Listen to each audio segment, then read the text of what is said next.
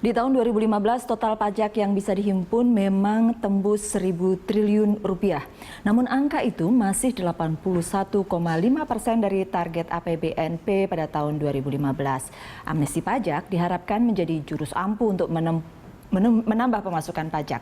Mari kita simak pernyataan dari Koordinator Staf Wapres Sofyan Wanandi. Ya, pengusaha itu bilang paling sedikit mereka bisa masukin 100 miliar dolar untuk ekonomi kita. 100 miliar dolar. Itu paling sedikit. Dalam dan luar negeri. Oh, itu sebagian besar. Kita ada survei dari 10.000 pengusaha di Indonesia diam-diam. Dan disitulah kita mendapat keyakinan semua setuju untuk sekali ini minta ampun semualah untuk kesalahan kita yang lama-lama ini, dan semua kita mulai dengan lembaran baru. Itu yang diinginkan oleh pengusaha dan itu kita sampaikan kepada Presiden. Ya, The Headline kami lanjutkan kembali dan kami sudah ada narasumber baru dari Direktur P2 dan Humas Ditjen Pajak ya, Pak Mekar Satria Utama. Pak Toto, siap. Ini tadi pertanyaan dari Pak Syarif. Kalau memang untuk jangka panjang kita oke, kalau jangka pendek enggak lah ya. Gitu. Jangka pendeknya sebenarnya oke juga, Pak. Ya. Oke juga, Pak. Artinya dalam jangka pendek pun sebenarnya posisi tax amnesty ini kan sebenarnya bisa membantu penambahan penerimaan untuk kas negara. Sedangkan yang kita butuhkan sebenarnya bukan hanya untuk meningkatkan penambahan kas negara. Tax amnesty ini kan dalam tataran yang lebih luas sebenarnya menjadi awal bagi kami untuk masuk ke dalam sistem administrasi perpajakan yang baru. Nah, di tahun 2016 mungkin sampai tahun 2017 Dirjen Pajak merencanakan ada 5 perubahan undang-undang perpajakan yang baru. Nah, kita sebenarnya mengharapkan tax amnesty ini menjadi salah satu fondasi bahasa baru untuk kita masuk ke dalam tax amnesty yang lebih baik ke depannya. Jadi itu yang kita harapkan, selain menambah penerimaan dalam jangka pendek itu tadi, jangka panjangnya juga akan membantu kita karena tax base kita nanti akan bertambah luas sebenarnya dengan semakin banyaknya wajib pajak yang mengikuti program tax amnesty. Tapi tetap aja perjuangan nanti di DPR kalau begini posisinya. Ya, rasanya perjuangan harus jalan. Cuman kalau tadi dilihat bahwa semudah itu untuk menaikkan ini, tapi kan kita juga bicara bahwa kenapa membutuhkan undang-undang ini, karena tidak ada satupun yang mau pasang badan untuk mengecualikan diri. Harus ada undang-undang untuk membuat orang tidak akan ditarik, diseret ke masalah hukum kalau tidak ada RU, tidak ada undang-undangnya atau RU ini tidak menjadi undang-undang. Kan itu kan persoalannya, karena kemudian akan ada kong-kali-kong dan seterusnya, seolah-olah akan ada begitu kan. Kalau ada undang-undangnya, pemerintah pasti lebih firm tentang ini jalannya. Makanya itu dilihat sebagai kebutuhan, artinya tidak sekedar untuk mendapatkan uang sebenarnya. Harus ada RUU ini untuk melindungi siapapun yang mengambil keputusan dalam tax amnesty ini. Karena ini kan syaratnya kan berat juga, tidak gampang gitu. Kalau ada yang escape dari syarat itu, nanti orang bilang ini ada permainan, bukan? Kira-kira gitu. Ya, jadi memang pembahasannya mau tidak mau kita harus kerjakan sekarang. Nanti bulan April gitu akan DPR akan berbamus ya tepatnya, akan bertemu belum lagi. Setujui. Akan dibahas. Setuju atau tidak setuju untuk membahas. Tetapi pada bulan April mestinya semuanya sudah baca dengan jelas kan draftnya. Begitu Ya, Pak Syarif? kalau draftnya kami sudah baca. Oh, ya. Sudah baca loh, Saya Pak. sudah baca, Ya. Jadi intinya sekali lagi seperti saya katakan, kalau sekali lagi kalau hanya ini menyangkut masalah strategi bagaimana membangun bangsa. Kalau dari draftnya, Manajemen. kalau dari draft yang sudah Pak Syarif baca, Dari draftnya itu memang ada celah bahwa memang ini untuk pertama sebenarnya ini sosialisasi. Bagaimana agar masyarakat itu taat membayar pajak. Yeah.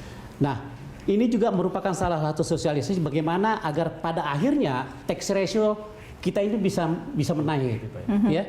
Tax ratio kita sekarang masih rendah sekali, masih berkisar kurang lebih 13,6%. Boleh nggak kita saya baca dulu poin-poin, mungkin Pak Toto bisa koreksi kalau salah ya. Poin-poin penting untuk RUU Tax Amnesty ini ya. Itu yang pertama, basis surat pemberitahuan atau SPT tahunannya itu adalah SPT tahun 2014 begitu ya, Pak. Terus SPT tahunan 2015 tidak diperiksa lagi. Kemudian poin ketiganya adalah tarif tebusannya. Untuk permohonan 3 bulan pertama sejak undang-undang disahkan akan dikenai 2%. Uang tebusan. Uang tebusan istilahnya. Ya, uang tebusan istilahnya. Ya, 2%. 2%. Ya. Untuk kemudian 3 bulan kedua 4%. Kemudian Untuk semester kedua sejak undang-undang disahkan dikenai 6% dari selisih nilai harta bersih yang dimohonkan teks amnesti.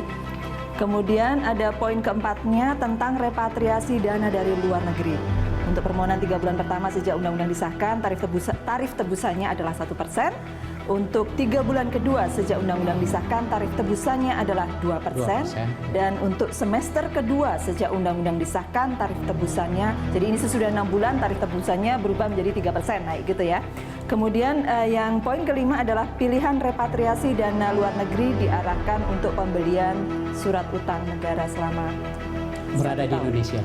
Oh, Sebelum kalau masuk ke Indonesia.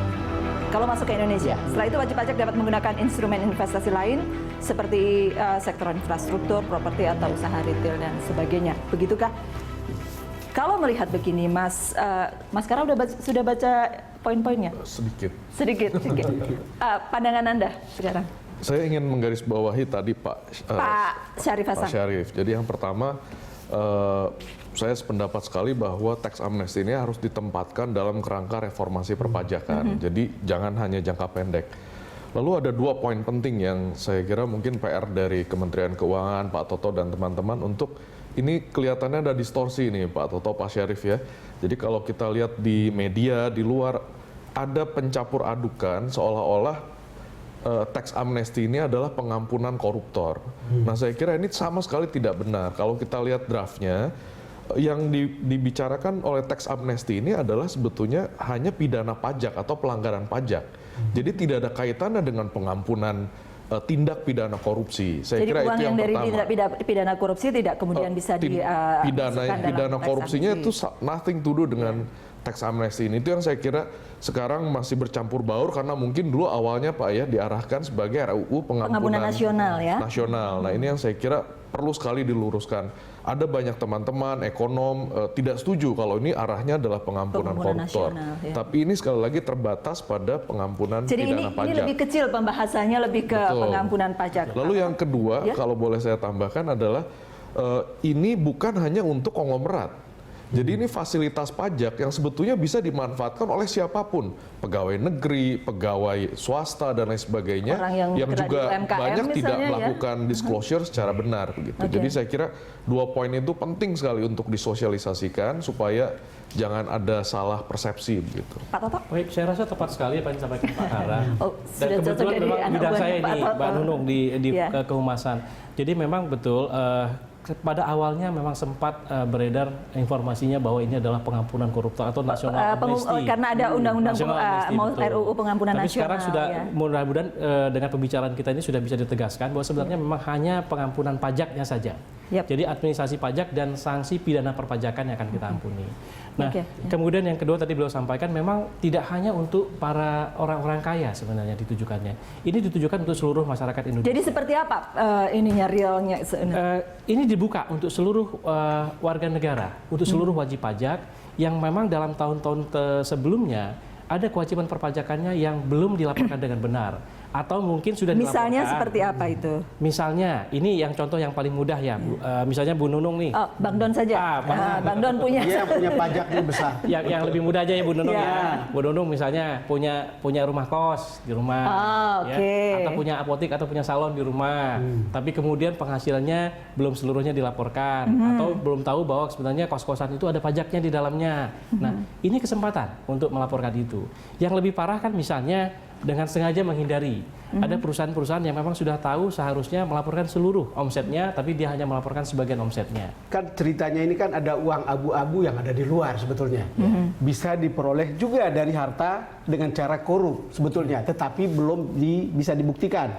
Yang terang-terangan itu tidak masuk, itu adalah dana untuk yang diperoleh dari jual beli narkoba, kan gitu kan? Ya. Atau dana teroris, apa untuk teroris. Kan itu kira-kira yang pasti. Banyak dana abu-abu.